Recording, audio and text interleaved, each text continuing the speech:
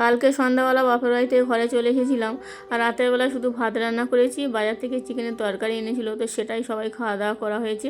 রাতের বেলা আর কোনো কাজ করিনি, ওই যে বাসনপত্রগুলো এখন সকালে ধুয়ে নিলাম।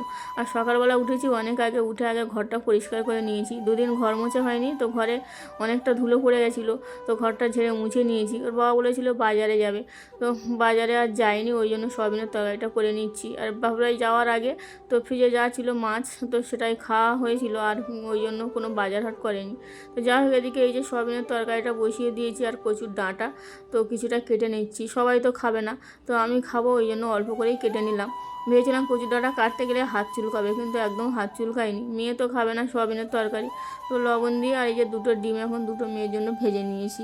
এদিকে দিদিকে ফোন করেছিলাম, আমাদের ঘরের পিছনে অনেকটা কলমি শাক হয়েছে, তো দিদি বললো বিকালবেলা আসবে তুলবো। আর এই যে কচু ডাঁটাটা দেখো একদম মানে সিদ্ধ করিনি, শুধু ওই পেঁয়াজ কাঁচা লঙ্কা একটু লবণ হলুদ দিয়ে একেবারে করে নিয়েছি।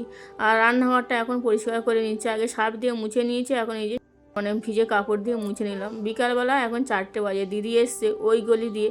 আর ভেবেছি রাস্তাটা হয়তো শুকিয়ে গেছে, কিন্তু ভালোই কাদা, তো দিদি ওই যে চলে গেছে। আর আমি মেয়েকে নিয়ে খানিকটা শাক তুলেছিলাম, তো কারোর ডোগা নেই, সব ফুল হয়ে গেছে। আর দেখো পুরো মাঠটা জুড়ে একদম কলমি শাক ভরে গেছে। তো সন্ধ্যা হয়ে গেছে, দিদিকে বললাম একটু চা করি, খেয়ে তারপর বাড়িতে যাই।